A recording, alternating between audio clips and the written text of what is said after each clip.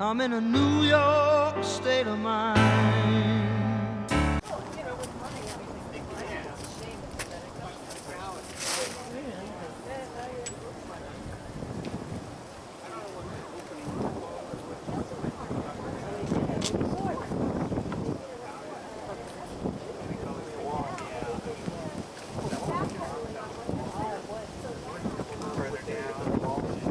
Angela D'Aiuto. I'm with the Coalition to Save the Castle. I'm also the Executive Director at West Brighton Community LDC. This castle, the old Staten Island Hospital, is an important community anchor, and I'm here because it's very important we reuse the building. Just started over at Castleton and Bard. It's so sad seeing that building. My name is Claudia Toback of City Trek Tour and Guide Services, and I am lividly upset about the condition of the castle. There is no reason for the condition as it stands today, and we really have to do something about saving it. Do not demolish it.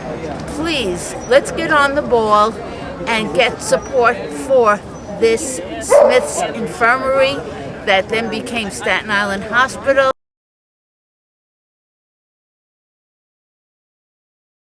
We want to make sure that public dollars that building department wants to spend to demo is not spent on demo, that public dollars are spent to shore up the building.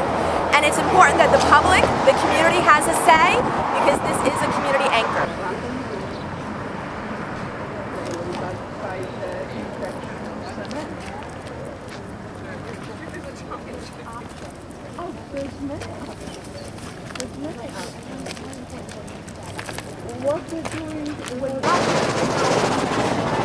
My name is Cindy Vorsby, and I've lived in this neighborhood for 41 years, and we are finishing up renovating a house that's been in my family for the last 40 years over on the hill in St. George, New Brighton area.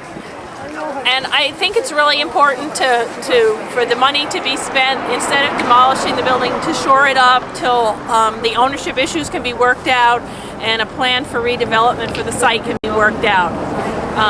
Either way, the city's going to lay out money to demolish the building and leave the rubble on the site, or to shore it up so that it can be redeveloped. And I'm speaking specifically about the building with the 4 turrets, which is, in architectural terms, is known as Richardsonian Romanesque, is my understanding. And I really think we have to spend city funds to shore the building up and come up with a plan and a method to deal with the tangled ownership issues that prevents redevelopment of the site, and then to rehab this building. How is the inside of the building? Is it reasonably good safety or not? No, Hank. There were pictures. There are pictures. Yeah, there's a couple of things. The main staircase is still in good shape.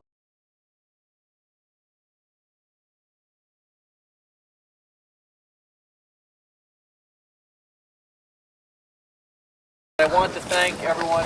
I'm John Kilcullen, President of the Preservation League.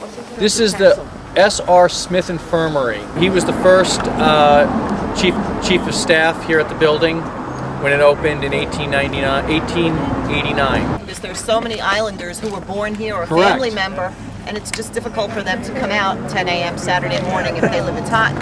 You know, it's Correct. I just wanted to update everybody as to what's happening. Right now, HPD, which is New York City Housing Preservation and Development Corporation, and DOB have issued a demolition work order for the building. It's gone out for contracting.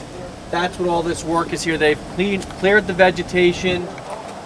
Within about 2 or 3 weeks, they're going to start doing the demolition. What we're trying to do is take that $400,000 and put it to shoring up and stabilizing the building finally once and for all.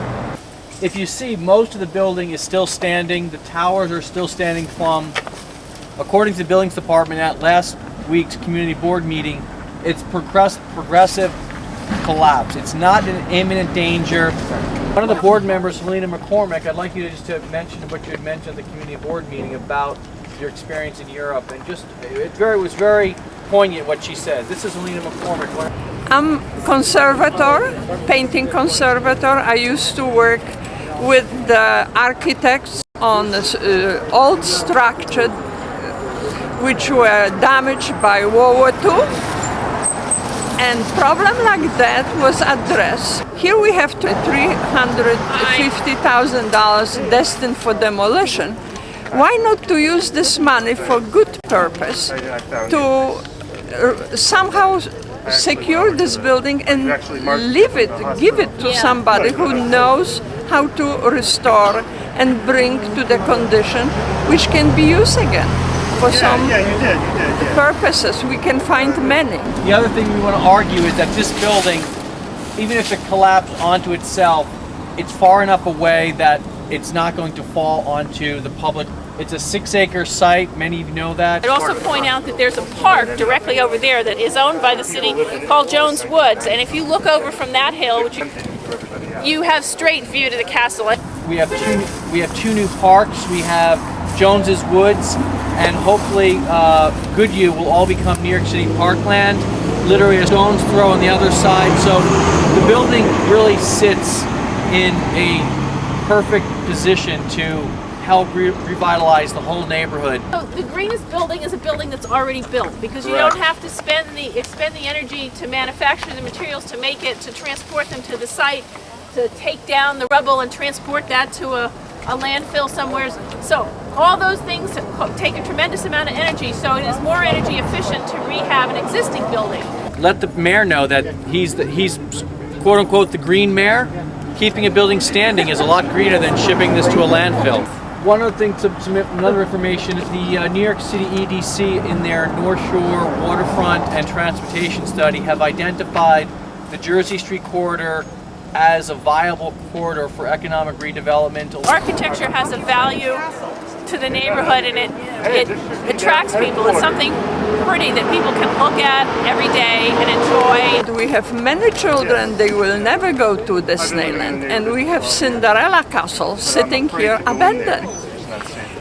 We had the support of the New York chapter of the AIA, the American Institute of Architects, which they saw the viability of this building and said, we support that this building gets adaptive reuse, so that a number of people are looking at this whole building and site as very important. Here's a chance to say we're not destroying our history. We've lost too many buildings north to south. There's a chance for us to appreciate, a history that once it's gone, and the pretty pictures don't really do a lot for changing a neighborhood. And if there's no reason to come to a neighborhood, this building is the reason to come. Colosseum in Rome is sitting there for past 2,000 years and is in the center of Rome. Very valuable piece of property. I think that architecture really is important. It brings up a neighborhood. It's nice to have a variety of architectures and a variety of housing stock for people of all income levels to live in. And I think this site has tremendous possibility to do a lot of different things, whether it's some residential, whether there's a restaurant, catering hall, some type of community center or facility, a library, some educational purpose. So it has a lot of possibilities to do a lot of things. If the neighborhood wants to have this all senior housing, that's what comes. If they want it to be a school, it could be a school. If they want it to be a new medical facility, it was a medical facility for 30, 40, 50 years, let it come back again. If this building is going to be housing, let it be housing. There is.